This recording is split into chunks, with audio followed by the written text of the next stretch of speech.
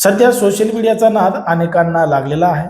त्याच्यामध्ये महिला काय, पुरुष काय, तरुण काय, तरुणींना काय, सगळ्यांनाच सोशल मीडियाचा नाद मोठ्या प्रमाणात लागलेला आहे। अशाच पद्धतीनं एका ठिकाणी एका परिसरामध्ये राहणारी एक PSI महिला होती।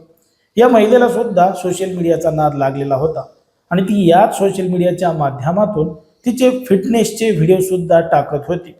दिवसभर आपली ड्युटी करत होती, नोकरी करत होती, आपलं कर्तव्य बजावत होती, पण मात्र रात्र झालं की सोशल मीडियाच्या माध्यमातून लाईव्ह येत होती आणि याच लाईव्ह मध्ये स्वतःचे कपडे काढून सगळं काही दाखवत होती। नेमकं कोण आहे ती महिला, काय घडलेलं आहे तिच्यासोबत, हेच आपला सविस्तर या व्हिडिओमध्ये बघायचं आहे। पण जर तुम्ही अजूनही आपलं चॅनल सबस्क्राईब केलं नसेल तर लगेचच करून घ्या आणि बाजूला असणाऱ्या बेल नोटिफिकेशनला सुद्धा ऑन करायला विसरू नका। आता ही जी संपूर्ण घडलेली घटना आहे ती आहे उत्तर प्रदेशातील मेरठमध्ये घडलेली संपूर्ण घटना आहे आणि मेरठमधल्या एका पोलीस ठाण्यामध्ये PSI असणारी महिला, जिचं नाव अनु राणी आहे, ती महिला आपलं कर्तव्य बजावत असताना, ड्युटी करत असताना, त्याचबरोबर ती तिच्या फिटनेसची काळजी सुद्धा घेत होती। सोशल मीडियाच्या माध्यमातून, इंस्टाग्रामच्या माध्यमातून ती फिटनेसचे व्हिडिओ सुद्धा सोशल मीडियावर टाकत होती। पण मात्र रात्र झाली की ती रात्री याच सोशल मीडियाच्या माध्यमातून लाईव्ह येत होती। लाईव्ह येऊन त्या ठिकाणी ती एक QR कोड सुद्धा देत होती। मग त्या QR कोडच्या माध्यमातून जे लोक त्या महिलेला पैसे पाठवतात त्यांना ती सगळं काही दाखवत होती आणि अशा पद्धतीचा कारभार रात्र झालं की एक महिला करत होती। त्यामुळं हा व्हिडिओ सोशल मीडियावर मोठ्या प्रमाणात व्हायरल झाला। एवढ्या मोठ्या प्रमाणात व्हायरल झाला की या संपूर्ण प्रकरणाची दखल थेट पोलिसांनी घेतली, वरिष्ठ अधिकाऱ्यांनी घेतली। वरिष्ठ अधिकाऱ्यांपर्यंत ही बातमी पोहोचताच ती जी महिला आहे व्हिडिओ बनवणारी, पोलिसांनी तिच्यावर थेट कारवाई केली, तिचं निलंबन केलं, तिला तिच्या ड्युटीवरून काढून टाकलं। कारण की ती तिच्या नोकरीची प्रतिमा मलिन करत आहे। अशा पद्धतीनं सोशल मीडियाच्या माध्यमातून लाईव्ह येऊन काही पैशांसाठी लोकांना सगळं काही दाखवत आहे।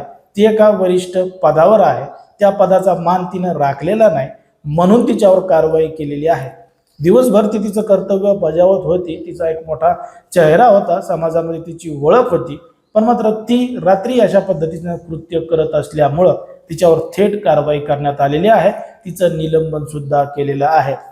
पण मात्र ती ज्या पद्धतीनं लाईव्ह येत होती, त्या पद्धतीनं ती QR कोड देत होती, त्या QR कोडच्या माध्यमातून खरंच काही देवाणघेवाण झालेली आहे का, याच्या व्यतिरिक्त अजून काही घडलेलं आहे का, हे सगळं आता पोलीस तपासातून समोर येणार आहे आणि पोलीस या संपूर्ण प्रकरणाचा तपास सुद्धा करत आहेत।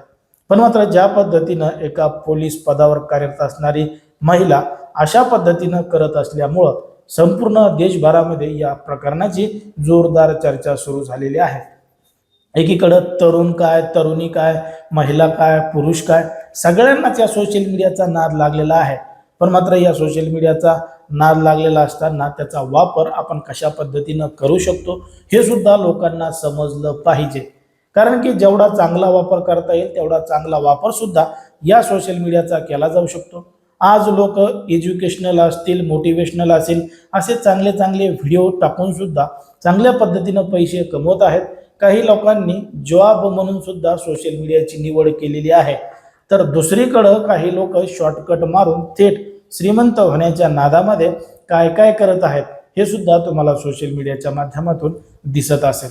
पण मात्र ही जी सोशल मीडियावर व्हायरल होणारी महिला आहे ती एका वरिष्ठ पदावर होती, चांगली नोकरी होती, चांगले पैसे सुद्धा कमवत होती।